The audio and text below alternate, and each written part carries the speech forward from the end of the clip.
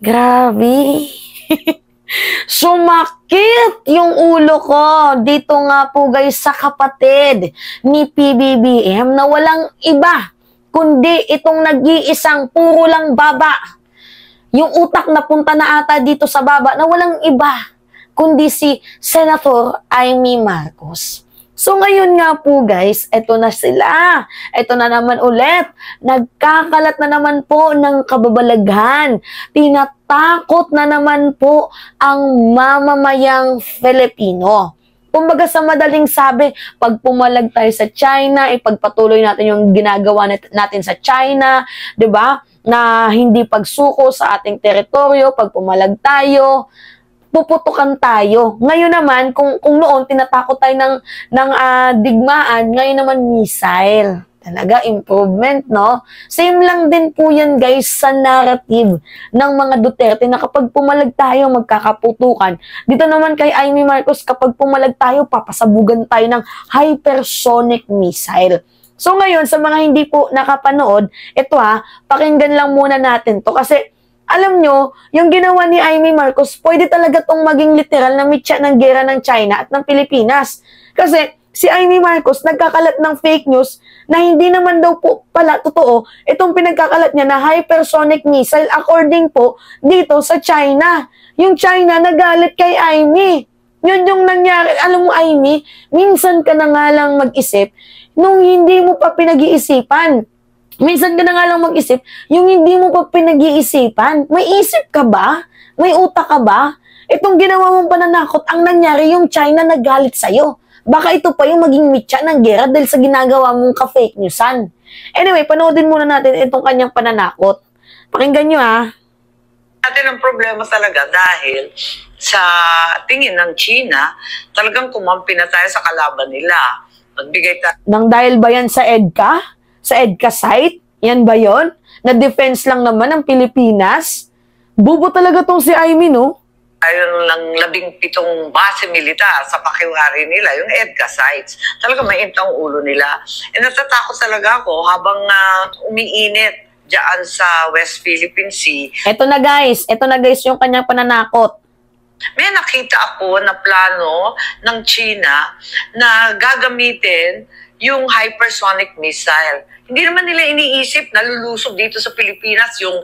Ganito guys, paano masasabi ni Amy Marcos na meron siyang nakitang hypersonic missile, yung hypersonic missile ng China na kine-claim niya is unang-una walang basihan at pangalawa, hindi pa po nag-i-exist itong hypersonic missile na to. Hindi, merong kine-create. Meron. Pero yung nag-i-exist na, yung meron na talaga as in yung ready to fight, ready to rumble na, wala pa po. Palpak nga sila sa kanilang mga parakit-rakit, hypersonic missile pa kaya? Anyway, yung hypersonic missile na yan, ninakaw lang din naman yan ng China sa idea ng Amerika.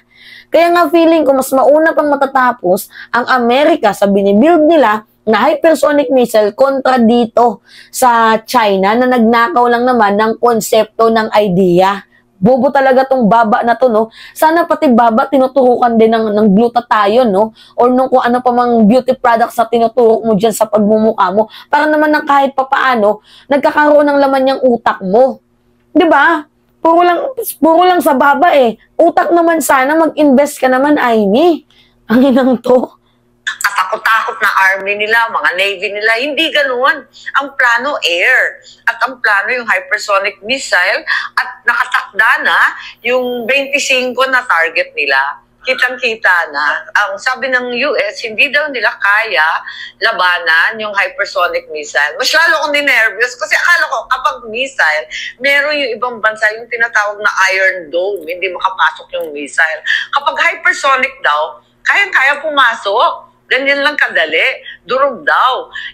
Ano bang klase yon? Kasi sa pagbabasa natin, may mga Brahmin missile na sa Batanes, pati sa Subic. Brahmin, totoo, meron. Pero yung hypersonic, wala pa. Kasi hindi naman po yung nag-i-exist. Binibuild pa lang, pero hindi pa po nag-i-exist yung hypersonic na tinutukoy ni Amy Marcos. Ang tanong dito, ano yung source ni Amy? Di ba wala naman siya nilatag na source? Sabi niya, nakita niya lang daw. So, ano ibig sabihin nito? Nagkakalat ka ng fear, nagkakalat ka ng takot. Yung naratibo mo, takutin ng mamamayang Pilipino na, hindi, wag na tayong makipaglaban, puputukan tayo through air. Ganun eh. Same lang din dito sa mga Duterte na, wag tayong makipaglaban dyan sa China, gigirahin tayo.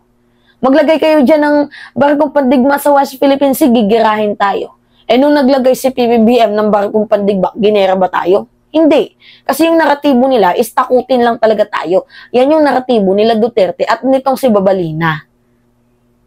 So yung dalawang yun ang uunahin kasama ng Ilocos kasi may mga live fire na balikatan. Katakot nga eh. Ano ba yan? 25 hindi biro-biro yun. At aminin natin ang bobo talaga ni Amy Marcos dito sa sa balikatan exercises. Balikatan exercises.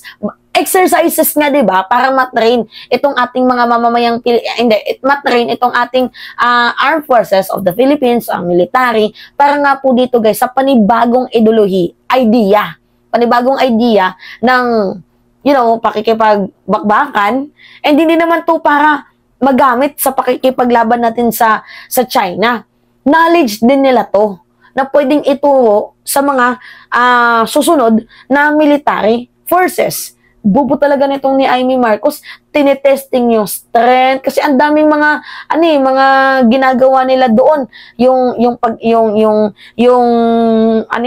wave test, may mga ganon, 'di ba?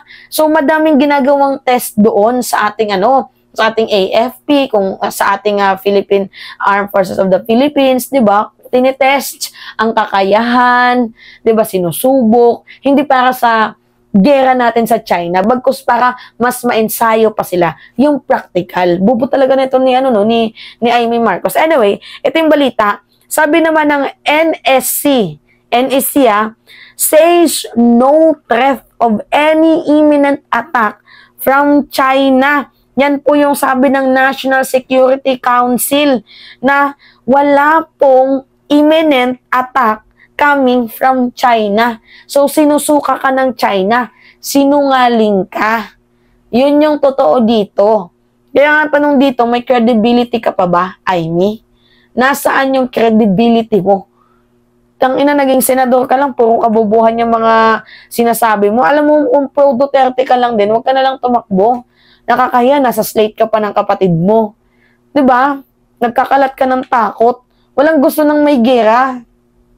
Kahit sino ayaw ng gera dahil unang-una sisirain yan yung ating ekonomiya, pangalawa yung lugar na kinatitirikan natin. Walang gusto ng may gera, pero sa pandinig ko, sa sinasabi mo na parang aatakihin na tayo, na hindi naman po ganun yung intention natin doon. Kaya nga po tayo nakikipaglaban sa West Philippine Sea kasi hindi naman po yun yung intention natin. Ang intention natin, ipaglaban itong ating inang bayan.